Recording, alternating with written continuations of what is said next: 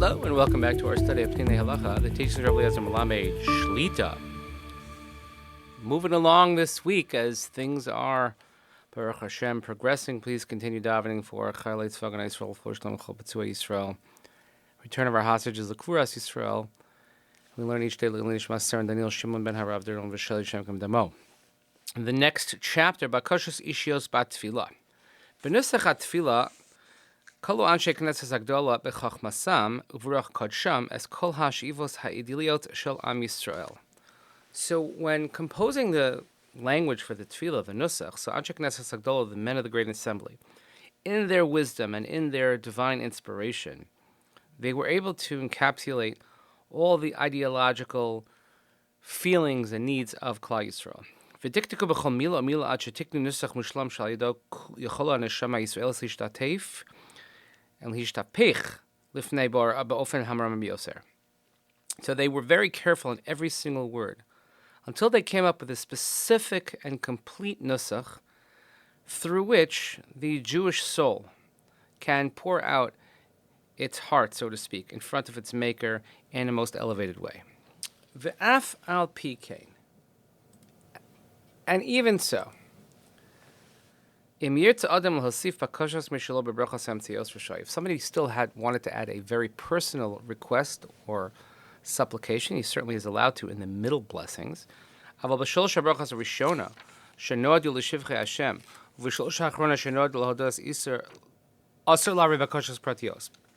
However, if you wanted to add personal requests or personal thoughts in the first three brachos, which have to do with praising God, or in the final three as we discussed, which are giving thanks, this you're not allowed to include in here specific requests. We don't want to disturb the general principle here. And if you're going to have a personal request, it has to be of the same ilk of the bracha which you are reciting. Limashal, so for instance, if someone unfortunately has someone who is not well at home, so then you want to ask for refuah, but you do it in the bracha of Rafeinu Hashem v'nei Rafei. And if a person wants to have a personal request about Parnasa, so then you do it in the bracha of Birchas Hashanim.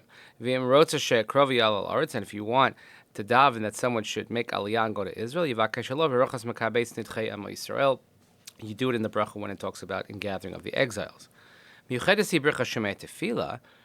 unique bracha of Shemoneh Esreh is special to the fact that Shebo Efshel Lavakesh is kol sugei bakoshes, because this is sort of a catch-all, and you can have all types of requests. Shekivan shechichosemes as birchas habakosha, since this is the closer for all the blessings, the middle blessings of Shemoneh Esreh, which are all about requests. He kololas as kulan, therefore it is all inclusive and will encapsulate all of them. Kashiyava lahosif bakosha mishalo. So if you have a personal request, first you should say the set nusach, what's in the bracha. So, and before you have the closing line, then you can add in your personal request. According to many, it's good that the one davening should add his own personal requests, because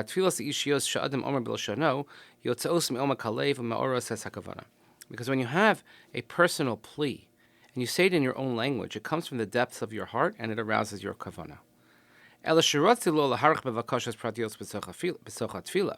But it's also appropriate that we shouldn't lengthen and elongate our requests in the middle of Shemoneh Esreh, even in Shemoneh Tefillah, because the main nusach of Tefillah is generated and it is geared towards public issues. And